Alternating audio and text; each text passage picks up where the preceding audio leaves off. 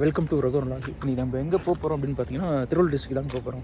அங்கே கல்ஃபில் வேலை செஞ்ச ஒருத்தர் வந்து ரிட்டையர் ஆகிட்டு ஃபார்ம் வச்சுருக்காராம். 15 ஏக்கரில் இயற்கை விவசாயம் பண்ணிகிட்டு இருக்காரு. அவரோட ஃபார்முக்கு தான் போகிறோம். திருவள்ளூர் தான் வந்திருக்கேன். திருவள்ளூரில் நம்ம பரணிதரன் அப்படின்ற ஒருத்தரோட இயற்கை வேலை பண்ணி தான் வந்திருக்கோம்.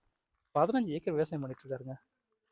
கோழி வச்சுருக்காரு. இது வந்து அவங்கக்கிட்ட வேலை செய்கிறவங்க. அவங்க தான் ஒரு 10 பேர் வச்சு மெயின்டைன் பண்ணிகிட்டு இருக்காரு. இதுதான் அவரோட கோழி பண்ணை.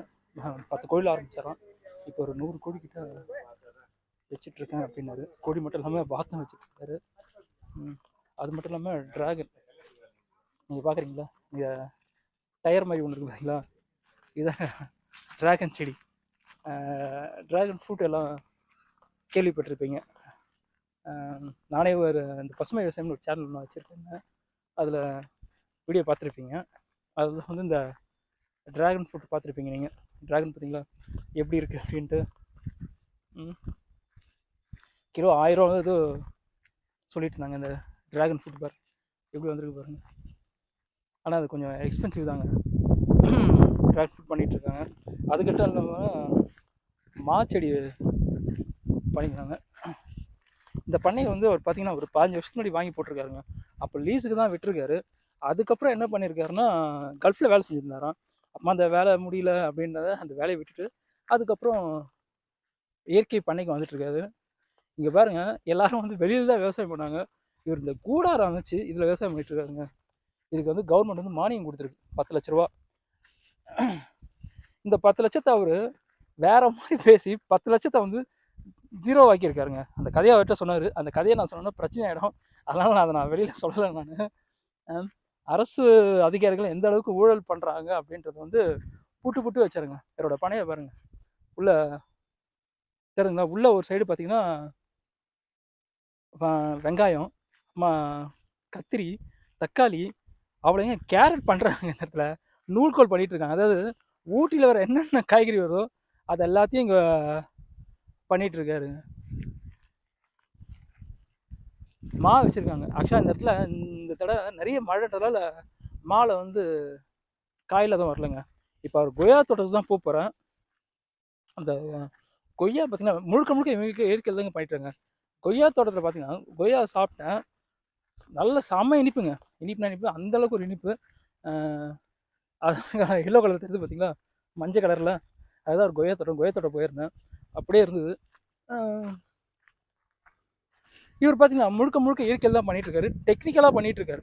ஆக்சுவலாக அந்த ஃபாரின் டெக்னாலஜி. இவர் வந்து கல்ஃபில் இருந்தார். அங்கே வந்து ஹைட்ரோஃபோனிக்ஸ் இந்த மெத்தடுங்க, அதாவது மண்ணில் விவசாயம் அந்த மெத்தடில் இது பண்ணி தான் இவர் வந்து எல்லாத்தையுமே இங்கே பண்ணியிருக்காருங்க. 15 ஏக்கர் பண்ண இது ஆடு மாடு கோழி அப்படின்ட்டு பண்ணியே வந்து சூப்பராக இருந்ததுங்க. அவர் பண்ணையில் இருக்கிற மாடுங்க. அதே மாதிரி இவர் வெளியில் வந்து எந்த உரமே வாங்குறது கிடையாதுங்க. இவர் பண்ணையில் இருக்கிற இந்த கழிவுகளை வச்சே வந்து உரம் எல்லாத்தையும் தயார் பண்ணிடுறாருங்க. மா ஒரு 500 மரம் வச்சுருக்கேன் அப்படின்னாரு. அப்புறமா கொய்யா ஒரு 500 மரம் வச்சுருக்கேன் அப்படின்னாரு.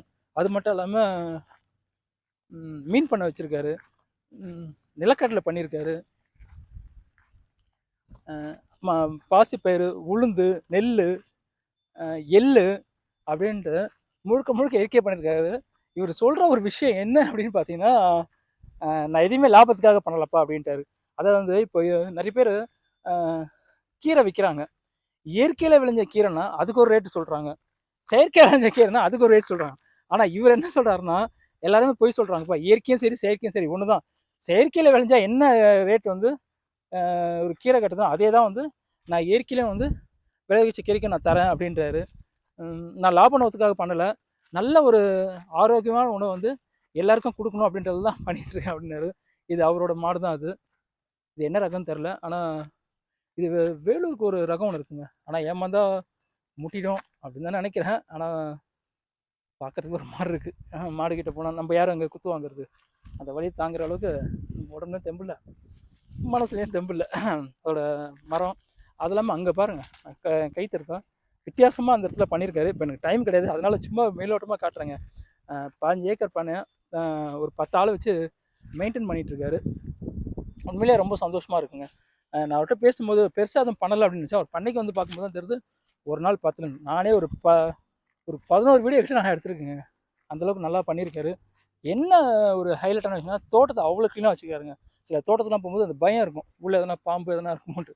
ஒரு தோட்டத்துக்கு வரும்போது தைரியமாக வந்து நடக்கலாங்க, அவ்வளோ க்ளீனாக வச்சுருக்காரு. 10 ஆள் வச்சு மெயின்டைன் பண்ணுறாரு. அவங்கவுங்க என் பண்ணையை பார்க்கறது ஒரு ஆள் போதும் அப்படின்வாங்க. ஒரு 15 ஏக்கருக்கு 10 ஆள் வச்சு மெயின்டைன் பண்ணுறாரு. அவரோட ஒய்ஃப் டாக்டர், 2 பசங்களும் வந்து டாக்டர் அப்படின்னாரு. இங்கே இருக்கிற பொருளை வந்து விற்பனை அப்படின்னும் போது அவங்களுக்கு திருவள்ளூரில் சந்தை ஒன்று கொடுத்துருக்காங்களாம். அந்த சந்தையில் தான் திரும்ப விற்பனை பண்ணுறேன் அப்படின்னாரு. விற்பனை பண்ணும்போது ரொம்ப ஈஸியாக இருக்குது அப்படின்னாரு. அவர் பண்ணுற இப்போ நிலக்கடலை வேர்க்கடலை பண்ணுறாருன்னா அதை வந்து மதிப்பு கூட்டி எண்ணெயாக ஆக்கி தான் வந்து நான் கொடுக்குறேன் அப்படின்றாரு.